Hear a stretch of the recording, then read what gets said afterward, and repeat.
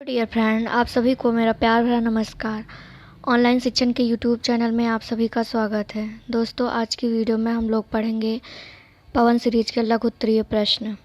इससे पहले हम लोगों ने पवन सीरीज के बहुविकल्पी और अति लघु उत्तरीय प्रश्न कर चुके हैं। तो आज का हमारा पहला क्वेश्चन है कि वर्ण कितने प्रकार के होते हैं, यानी कि वर्ण कितने प्रकार के होते हैं। तो वर्णों को दो प्रकार में बांटा गया है। मूल रूप से वर्ण दो प्रकार के होते हैं, स्वर और व्यंजन। स्वर वर्णों का उच्चारण स्वतंत्र रूप से होता है, किंतु व्यंजन का उच्चारण जो है स्वरों की सहायता से होता है। स्वरों को उच्चारित करने में जो समय लगता है उसी के आधार पर स्वर को तीन भागों में बांटा गया है। यानी जो व्यंजन है वो स्वतंत्र रूप से बोले जाते हैं और जो स्वर हैं वो स्वतंत्र रूप से बोले जाते हैं, और जो व्यंजन है वो स्वरों की सहायता से बोले जाते हैं। तो स्वर को तीन भागों में बांटा गया है उच्चारण की दृष्टि से। तो हर्ष स्वर, जिनमें एक मात्रा का समय लगता है, अ ई उ री ली, और दीर्घ स्वर जिनमें दो मात्रा का समय लगता है, बड़ा आ, बड़ी ई, बड़ा उ, री, ए, ऐ, ओ, औ। उसके बाद प्लुप्त स्वर, जिन स्वरों में के उच्चारण में दीर्घ स्वर से भी अधिक समय यानी तीन मात्रा का समय लगता है, वे प्लुप्त स्वर होते हैं, जैसे ओम। क्लियर। आजकल इसका प्रयोग प्रचलन में नहीं है, परंतु वैदिक संस्कृत में इसका प्रयोग था। उसके बाद फिर है कि संस्कृत में उपयुक्त स्वर को उदांत, अनुदांत और स्वरुत रूपों में भी उच्चारित किया जाता है।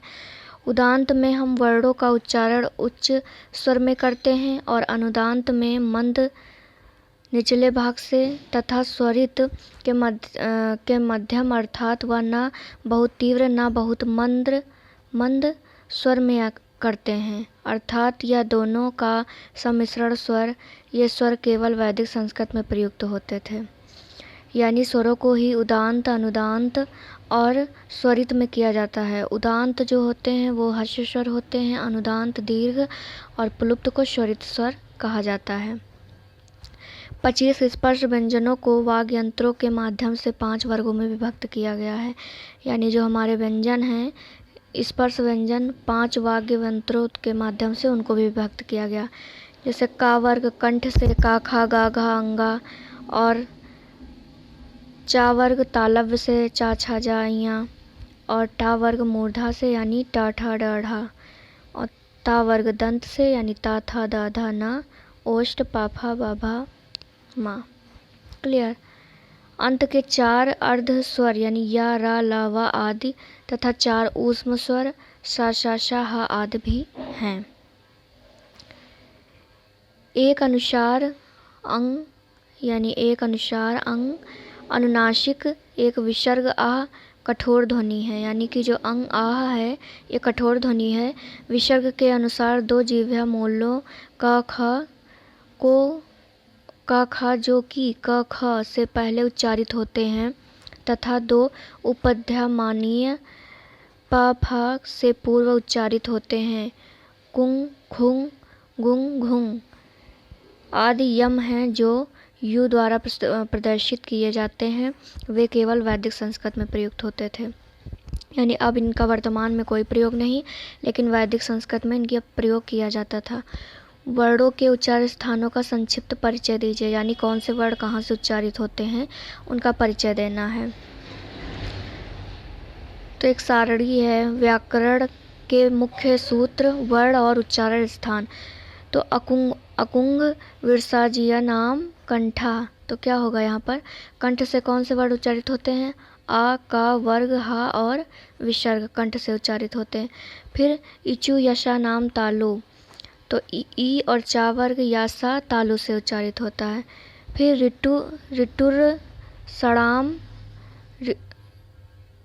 रिटुर सड़ाम मूर्धा, इस कहाँ से उच्चारित होता है, री, टा, र और मूर्धन सा मूर्धा से उच्चारित होता है।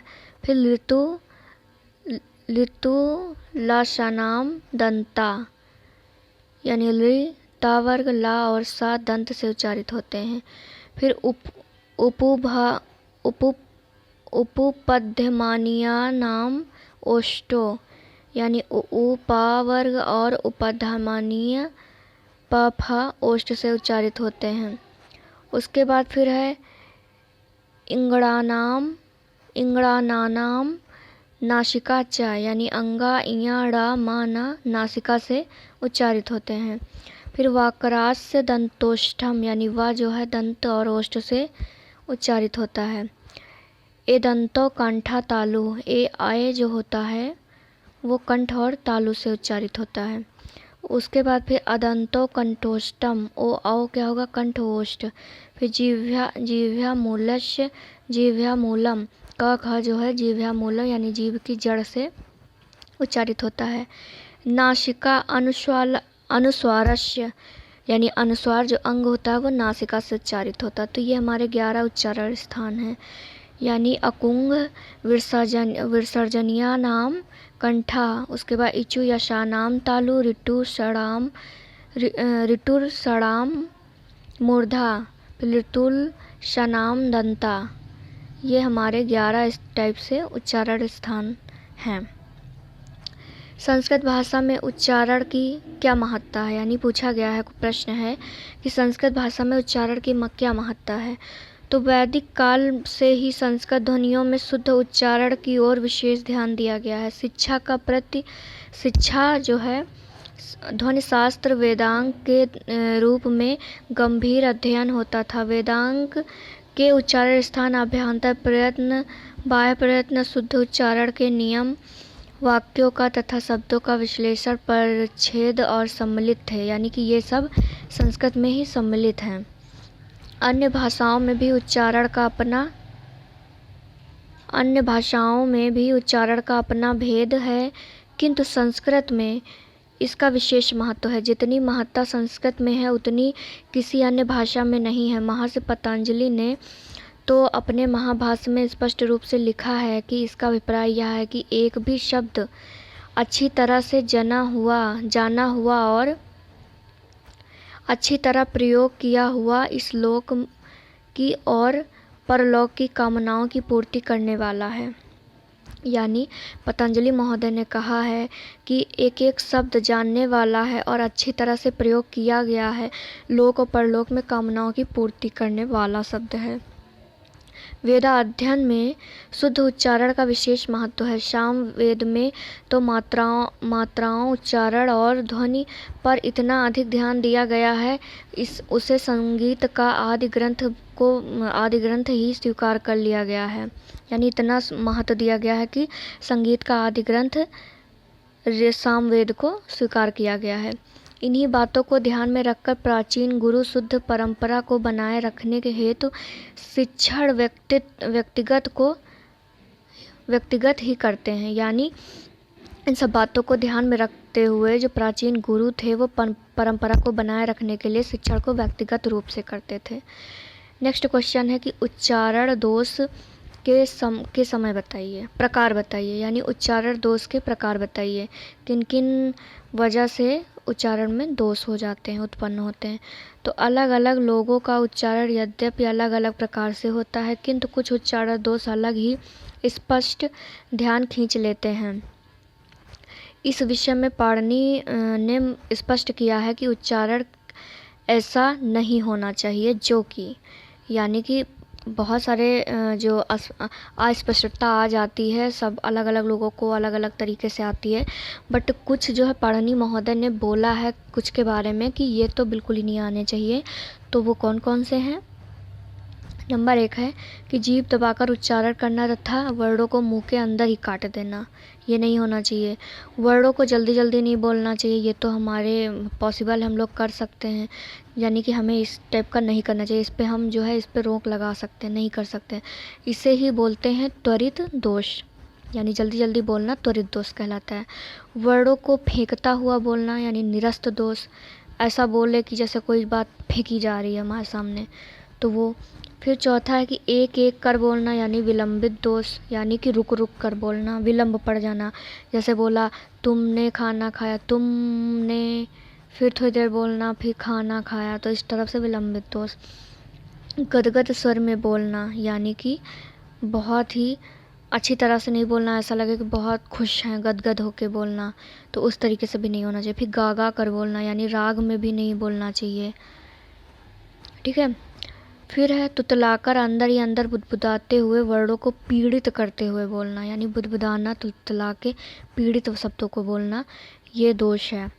फिर अक्षरों एवं पदों को बीच बीच में खा जाना, यानी कुछ अक्षर पद को उच्चारण जो बाहर निकल ही ना पाए, खा लो अंदर ही, तो वो चीज़ नहीं होनी चाहिए। दीन स्वर में बोलना, यानी अच्छे स्वर में बोलना, नाक के स्वर बोलना, फिर मिनमिनाते हुए स्वर में बोलना, ये सब चीज़ें नहीं होना चाहिए, यानी नाक के बल भी नहीं बोलना चाहिए और मिनमिनाते भी नहीं बोलना चाहिए। क्लियर। तो ये 11 दोष हैं जो पाणिनि महोदय ने बताए हैं कि हमारे उच्चारण में ये नहीं होने चाहिए, वरना हमारा उच्चारण में दोष आ जाता है। फिर नेक्स्ट क्वेश्चन है कि अशुद्ध उच्चारण के कारण बताइए। तो शिक्षक का अनुकरण, निम्न कारण है जिसमें पहला है शिक्षक का अनुकरण, यानी शिक्षक जिन बातों को दोहराता है तो किस तरीके से होता है। बहुत से शिक्षक शब्दों का अशुद्ध उच्चारण करते हैं, उनके विद्यार्थी भी उनका उच्चारण अशुद्ध करते हैं, यानी जब शिक्षक गलत उच्चारण करेगा, गलत पढ़ेगा, तो बच्चे भी गलत पढ़ेंगे। नेक्स्ट है फिर माता पिता के अशिक्षित होने के कारण, वे प्यार के कारण बालक के गलत बोलने पर भी प्रसन्न हो जाते हैं और ध्यान नहीं देते हैं। कभी कभी शब्दों के रूप में स्वयं भी अनभिज्ञ होते हैं, यानी लाड प्यार में बच्चा कुछ गलत बोल रहा है तो उसे सही नहीं बताते कि बेटा यहाँ पे ये सही बोलो, तो वहाँ पे भी उच्चारण में अशुद्धियाँ आ जाती हैं। नेक्स्ट है मनोवैज्ञानिक प्रभाव। कभी कभी अशुद्ध बोलना हमारे मन की स्थिति और शंका, भय, झिझक या हीनता के कारण भी विद्यार्थी बोलने में घबराते हैं और भाषा प्रवाह में अव्यवस्था उत्पन्न हो जाती है, यानी कि कभी कभी हम गलत बोलते हैं तो दूसरों के सामने बोलने में हिचकिचाते हैं, शर्माते हैं, इस वजह से हमारे अंदर झिझक जैसी भावना उत्पन्न हो जाती है। ठीक है। फिर नेक्स्ट है कि दुर्भ्यास यानी दुरभ्यास की आदत। तो कभी कभी गलत अभ्यास के कारण भी बालक अशुद्ध बोलता है, वह समझता यही शुद्ध बोला जा रहा है, यानी कुछ गलतियों की वजह से उसे गलत उच्चारण सही लगने लगता है और सही गलत लगने लगता है। फिर शब्दों का लोप, जैसे मैंने कहा कि स्थान पर मैंने कई बोल दिया, यानी कि कुछ शब्दों का जहाँ पे लोप हो जाए तो वहाँ पर होता है उच्चारण की दोष आ जाते हैं। फिर सामाजिक प्रभाव के कारण, अब सामाजिक प्रभाव के कारण क्या क्या होता है। अवधि में तो श उच्चारण ही नहीं है, वे लोग कभी श को शशि और उच्चारण में शशि कहते हैं, यानी शशि को शशि कहते हैं। ठीक है। तो यहाँ देखो जो तालव्य श है इसको दंती श में कन्वर्ट कर देते हैं, तो ये सामाजिक प्रभाव के कारण होता है। अनावश्यक शब्दों का आगम भी उच्चारण दोष का कारण कभी कभी होता है। स्पर्श का उच्चारण ई स्पर्श करते हैं, यानी स्पर्शों का उच्चारण जो है ई स्पर्श के माध्यम से गलत उच्चारण कर देते हैं, तो उस वजह से भी उच्चारण में दिक्कत आती है, यानी कि अशुद्धियाँ आ जाती हैं। नेक्स्ट है कि उच्चारण शिक्षा पर ध्यान न देने के कारण, यानी उच्चारण में शिक्षा पर ध्यान न देने के कारण भी छात्र अशुद्ध बोलते हैं, यानी कि जब बच्चा कुछ पढ़ेगा उस पर हम ध्यान नहीं देंगे तो वो अशुद्ध बोलने लगेगा। फिर अज्ञानतावश भी लोग आशीर्वाद को आशीर्वाद बोलते हैं, यहाँ पर भी गलत है, अज्ञानता के कारण लोग बोलते हैं ऐसा।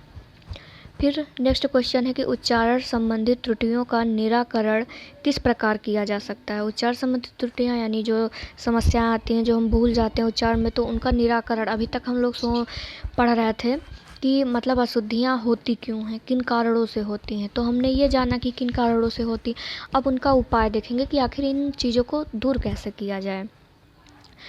तो पहला है कि ध्वनि तत्व का ज्ञान, यानी ध्वनि तत्व का ज्ञान होना चाहिए। किस किस तरीके से होना चाहिए। अक्षर ज्ञान, उचित ध्वनि निर्गम, बलाघात, स्वराघात, विश्राम, स्वर माधुर्य, ध्वनियों का ज्ञान आदि होना चाहिए, यानी कि कहाँ पे हमें ऊंचा बोलना चाहिए, कहाँ नीचे बोलना चाहिए, सुर कहाँ पे किस तरीके से लगाना चाहिए, विश्राम कहाँ पे करना चाहिए, कहाँ पे ठहराव रखना चाहिए, ध्वनियों का ज्ञान होना चाहिए, कौन से ध्वनि का कहाँ से उच्चारण होता है, तो इन सब चीज़ों का ध्यान रखना चाहिए। फिर सेकंड पॉइंट है कि कठिन शब्दों के शुद्ध उच्चारण का अभ्यास करना चाहिए, यानी जो कठिन शब्द होते हैं उनका शुद्ध उच्चारण का पुनः करके अभ्यास करना चाहिए। थर्ड पॉइंट है कि अशुद्ध उच्चारण वाले शब्दों की सूची बनाकर उनका जो है ध्यान रखना चाहिए, यानी उन्हें पढ़ना चाहिए। फिर चौथा है कि प्रतियोगिताओं का आयोजन करके दूर किया जा सकता है। शुद्ध उच्चारण के प्रति सतर्कता बरत कर किया जा सकता है। अक्षरों और भाषाओं का उचित ज्ञान देकर किया जा सकता है। फिर है उच्चारण संबंधी परीक्षाओं का प्रबंध करके किया जा सकता है।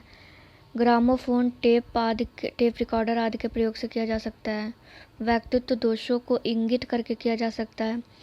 फिर है संस्कृत सामाजिक पदों का पढ़ाने का अभ्यास करा कर किया जा सकता है। यानी इन तरीकों का जब प्रयोग करेंगे तो फिर उच्चारण में जो त्रुटियां आती हैं उनका उपाय निकल जाएगा, यानी वो दूर हो जाएंगी। फिर नेक्स्ट क्वेश्चन है कि संधि क्या है, कि इसके कितने भेद हैं, समझाइए। तो संधि का मतलब होता है जोड़ या मिलाना। दो वर्णों की अत्यंत निकटता के कारण उनका जो योग होता है उसी को संधि कहा जाता है। अर्थात व्यवधान रहित दो वर्णों की अधिकता समीपता के कारण जो विकार उत्पन्न होता है वह संधि कहलाता है। सीधा सा आप एक डेफिनेशन याद रखिए कि दो वर्णों में जो मिलने से जो विकार उत्पन्न होता है वो संधि कहलाता है। संधि का अर्थ ही होता है जोड़ना या मिलाना। संधि जो हमारी 3 तरह से होती हैं, कौन कौन सी? स्वर संधि, व्यंजन संधि, विसर्ग संधि। तो स्वर संधि को ही अच संधि और व्यंजन संधि को हल संधि कहा जाता है। अब अच संधि और स्वर संधि क्या है? तो परस्पर दो वर्णों स्वर की अत्यंत निकटता से दोनों स्वरों के रूप में होने वाले परिवर्तन या विकार को ही स्वर संधि कहते हैं। यानी जब स्वर आपस में मिलते हैं तो जो विकार उत्पन्न होता है वही स्वर संधि कहलाता है। जैसे विद्या धन आलया, तो विद्या में बड़ा आ है और आलया का बड़ा आ मिलके हो गया विद्यालय। स्वर संधि के 7 भेद प्रचलित हैं, जिनमें से मुख्य 4 भेदों का निरूपण किया जाएगा। कौन कौन से हैं स्वर संधि के भेद? दीर्घ संधि, गुण संधि, वृद्धि संधि, यड़ संधि। और दोस्तों अयाद संधि भी होती है, पररूप संधि और पूर्व रूप संधि भी होती है। ठीक है, तो वो सब हमने सिलेबस में कायदे से पढ़ा है। अब हम लोग पवन सीरीज कर रहे हैं तो वो आपको चीज़ें अच्छे से आती होंगी। इसमें देखेंगे कि दीर्घ संधि आखिर है क्या। तो दीर्घ संधि का सूत्र सबसे पहले याद रख लीजिए आप लोग, अका सर्वड़े दीर्घा। जब हश्य या दीर्घ आ ई उ री के बाद हश्य या दीर्घ आ ई उ री आते हैं तो दोनों मिलकर बड़ा, बड़ी, बड़ाऊ, बड़ी हो जाते हैं। यानी कि अगर छोटा आ है और एक साइड और दूसरी साइड छोटा या बड़ा कुछ भी है तो वो मिलके बड़ा ही बनता है। क्लियर? जैसे कि मतानुसार, शिवालय, ये सब हमारे उदाहरण हैं। महात्मा, रविंद्र, रजनीश, वधूत्सव और भूधर्वम, ये सब हमारे उदाहरण हैं। नेक्स्ट है फिर गुण संधि। गुण संधि में क्या है? इसका सूत्र है आदि गुणा। यानी आ अथवा बड़ा आ के बाद यदि छोटी बड़ी आने पर ए और उ आने पर, यानी उ आने पर ओ, री आने पर अर तथा ली आने पर अल हो जाता है। यानी आ के बाद यदि ई आएगा तो ए हो जाएगा, और उ आएगा तो ओ हो जाएगा, री आएगा तो अर हो जाएगा, और ली आएगा तो अल हो जाएगा। जैसे कि आ ई मिला के ए हो गया, आ बड़ा ई मिला के ए हो गया। यानी चाहे जो आए बस बनेगा ए ओ अर अल। तो यहाँ पर पहला एग्जाम्पल है देवेंद्र, देवधन इंद्र, यानी देव का आ आया यहाँ पे ई, देवेंद्र। गणेश, सूर्योदय, महोत्सव और देवर्षि। जहाँ पर दोस्तों ए की मात्रा दिख जाए और ओ की मात्रा दिख जाए वहाँ पर हमारा गुण संधि होता है। फिर आते हैं वृद्धि संधि। वृद्धि संधि का सूत्र क्या है? वृद्धि रेच, यानी आ के बाद, यानी छोटा बड़ा आ के बाद यदि एच प्रत्याहार आने पर उनकी वृद्धि हो जाती है। ठीक है, इसकी एक सीधी सी पहचान है, जहाँ पर डबल आ की मात्रा दिख जाए वहाँ पर वृद्धि संधि होती है। जैसे आ ए मिलके एक हो गया, यानी एक एक एकाएक। तथा धन अयो तथयो, वन धन औषधि वनौषधि, महाधन ओजस्वी महोजस्वी। क्लियर?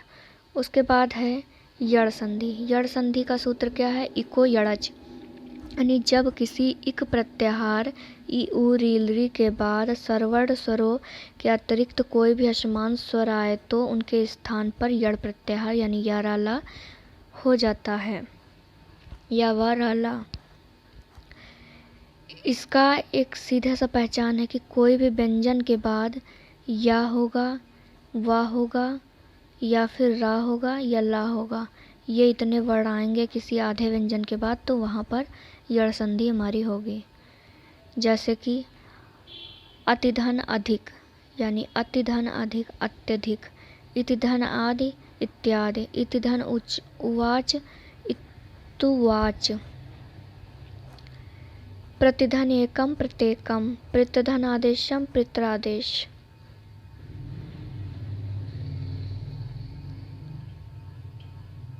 नोट में लिखा गया है कि इसी प्रकार अन्य उदाहरणों के विषय में भी समझना चाहिए।